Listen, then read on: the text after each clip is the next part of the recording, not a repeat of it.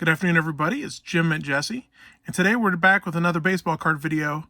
And I thought maybe I would take you through the process as I prepare a PSA submission, primarily focused around my 1981 set, with some additional cards from the 80s set in or joined in to take advantage of one of the quarterly specials they have going on right now, which is a discounted price on cards from the baseball cards from the 1980s.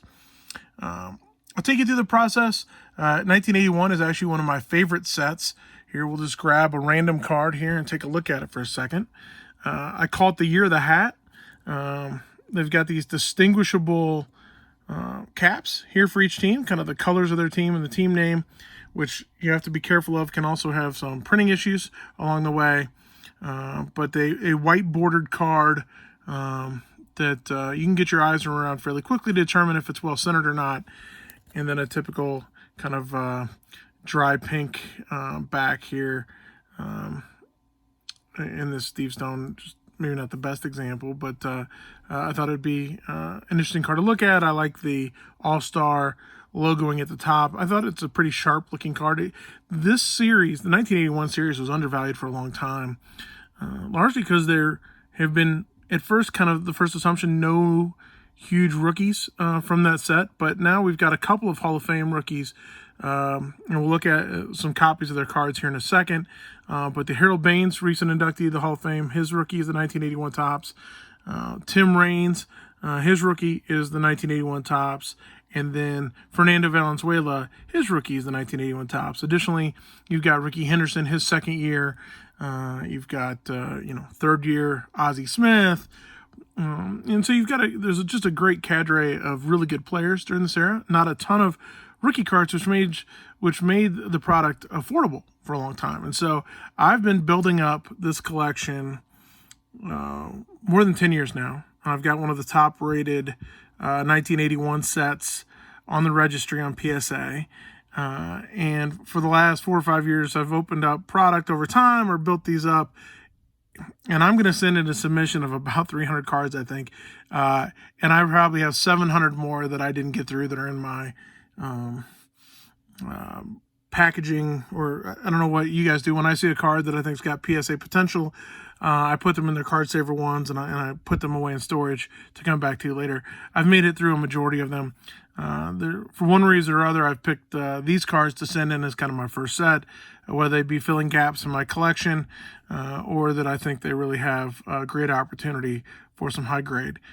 So I'm not going to take you through all those. I thought it'd be a fun video to do, as I got to spend the time anyway preparing these for submission. So I'd take you through that process a little bit. We could talk a little bit about the set. I could show you a few of the cards of interest, and we can kind of go from there. So I put a few cards out front here, and I thought these would be the cards that we talk about on today's video. In this first stack to the left, and I just alluded to these cards, are the key rookies from the set. Now, first of all, you're going to see, you may ask, hey, why is that sticker on the card? So for those of you who have not done a PSA submission, one of the things you need to do in each of your cards, first of all, the cards need to be sent in these card savers. You don't send them in the hard card protectors, right? You don't send them in one of these things. You send them in the card saver ones, well protected, so they don't move around during shipping. And then you need to identify each card that you're sending in. So this submission is no longer exists, and is not real, but this was a submission I started to prepare before the pandemic. And you fill out the process online. You identify, hey, I've got what kind of service am I looking for based on the value of the card. For these are part of the quarterly special. You then decide if there's any kind of autograph authentication you want or anything like that, and kind of identify your selection of services. Ultimately, once you've got all the cards loaded in that you plan to submit, it gives you a submission number that's good for 30 days. And then you have to go in and identify each card by line number. And then if you're going to submit multiple versions of the same card, this might have been line 108 in my last submission, and there were 3 copies of this card. So it was copy 1, copy 2, copy 3 of line 108. I'm going to have to redo those. Part of the reason these are out in front of me on my workspace here today And so I thought we'd talk about it, right? And so you could see firsthand the process going through without bringing up my screen and going through all the steps of a PSA submission. But one of the things you have to do is label these cards. So I will ultimately create a new label and put that over the top of these, but it shouldn't hurt our ability to talk about these cards along the way. So these 1981s, like I said, there's 3 primary rookies. I'm going to send in copies of each of them. We won't kind of analyze every card, but some fairly clean copies. So, for example, this Fernando Valenzuela rookie is the Dodgers Future Stars. You can see with Jack Perconti rookie, Mike Scioscia, and Fernando Valenzuela. So 3 players who had great careers. If you're not familiar with Jack Perconti, he had a great career. Not much with the Dodgers, largely with Seattle. Scioscia, a great catcher for a long time, now manager. And then obviously Valenzuela, who took the league by storm and had 6 or 7 years where he was incredibly dominant. There are no PSA 10s in existence today of this card, right? And so I don't think I have one either here, but I think I have some, potential 9s to send in. Obviously, I'd love to see something sneak through and come out with a 10, but I don't think that's the case. But it's a pretty clean card. You can see it's pretty easy to get your head around. It's well centered. What you have to watch for on the Valenzuelas is you get some print spotting over here on the right side. And I think I have this next version, which is incredibly clean. I love the spacing, but if you look super close, it's got the print mark right there. Sucks, because that's such a clean card. But we'll send those in. It's Fernando's.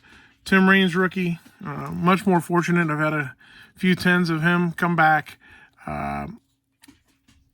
Another great. This is the Expos Future Stars. Without pulling it out, you can see Tim Raines, Bobby Pate, and Roberto Ramos. I always thought it interesting that they don't put the players in the same order. So on this card, they're in the same order as the front. On this card, Raines is on the left, but he's the middle explanation on the back. I don't know. I think this is just alphabetical back here. It may have worked out that way, but it feels like they should align.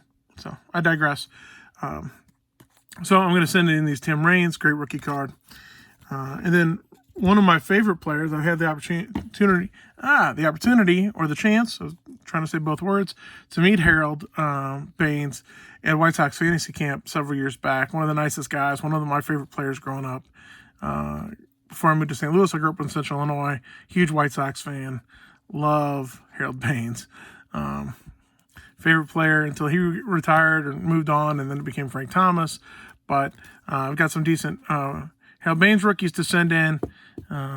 These are, a 10 in Harold Baines is about a $1,200 card right now on the market with the craziness you've seen over the past few months in the market. Before that, it was a $1,000 card. So it'd be nice to get some good grades there. But those are the 3 rookies, right? 3 big rookies: Raines, Valenzuela, Raines, Baines, and Valenzuela. There you go. And there's just the key stars from the set. These aren't rookies, nothing unique. You can see I've got a bunch of Nolan Ryan to send in, right? So sending in a few Nolans. And a second-year Ricky Henderson. This is about a $600 card in PSA 10. His second year, obviously the PSA 10 of his rookie is a $30,000 card in 1980. You don't have the same opportunity in 81. Obviously, I think one of these is cleaner than the other. Obviously, the back, not nearly as important as the front. But I'm going to send those in. And then the Nolan Ryan. Got a few different copies. Those are kind of the big non-rookie stars in the set. Obviously, you've got Brett, Yount, Rose, Schmidt, Bench, Carlton, some other big names. And the last 2 cards I want to show you of 81 are cards that have been my nemesis. The Glenn Adams card, and I've got a couple of very clean ones here that I'm excited about sending in. No PSA 10s of this card exist either. The centering is off almost consistently, and there's printing issues. I'm excited to send particularly this one off and see what it comes back. I think it's got a chance. And then I've had the hardest time finding self-submitted 10s of Mark the Bird Fidrich. He was the big up-and-coming rookie at the time. Super exciting. big deal for about 3 years, and then never panned out and had some issues. But kind of a fun, popular card at the time. Therefore, there aren't as many great condition versions of this card out there. So as you can see, those are kind of some of the cards I wanted to take you through. Obviously, I've got a pretty healthy size submission that I've got to work through and get relabeled correctly. So I'm going to send in all those 81s. With that, I'm also going to send in some cards that I'm sure you're familiar with, that because of the quarterly special, now is probably the time for me to send them in. So I've been sitting on, I don't know, I think there's 27 here.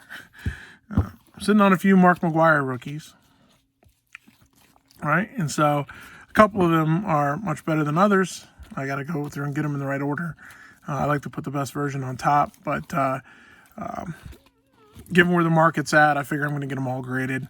They're not all 10 potential, or frankly, only a couple of them are. A couple strong 9 candidates in there, but let's go ahead and get those graded. 85 is kind of the set I'm moving on to after 81. For me to collect both the stars and the base cards in high grade.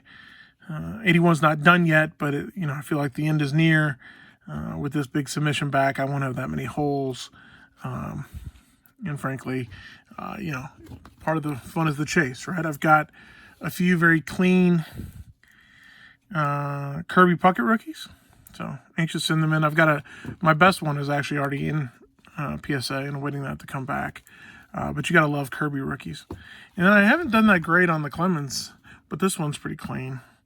Unfortunately, it's got that spot right there. So I'm going to get it graded. I think, it's going to come back with a PD, PSA 9 PD, probably, because it's perfectly centered. Card's perfect, other than that. A little off center on the back, but they won't get me on that if they get that. So I'm going to send in some 85s. I've got to decide when to send in. I'm sitting on tons of great 85 commons, and now that they're on special, now might be the time to send in. I've built up, this is how I store my, we just talked about the different ways that we store cards. These are the way I store cards before I send them in. I put them right back in the box they came from. Johnny Baseball. The holders came in, they fit in perfectly. They protect the cards, but now might be the time to send in the rest of the 85s. I just, with 2 big submissions like that, it's going to take a long time. But if they're never going to be as cheap as they are right now, maybe I should take advantage of it. So that's the decision I've got to make here as I go through the process. This is going to be one submission. These 85s are going to be a submission, and then maybe I send in a separate submission here. Of the 85 comments. The nice thing is you can combine multiple submissions for PSA, but either way, I'll be anxious to get these back and share with you the results. It's going to take a couple months, so bear with me. Hopefully we've got some great 10s. Would love to see us shock the world on like Glenn Adams or some of the other cards in here that are very low pop. I think we'll have okay grades on the 85s. Couple of really nice McGwires, a couple of Pucketts. I really wish there was no printing defect on the Clemens because I don't have a 10 of that yet. I tend to get a ton of McGwires and Pucketts, not many Clemens, but that's how it goes sometimes. So hopefully you can share the ups and downs of the excitement of a PSA submission here in a few weeks. So I appreciate your time today. If you like today's content, please give me a like and subscribe, and we'll be back with some more baseball content soon. Thanks, everybody.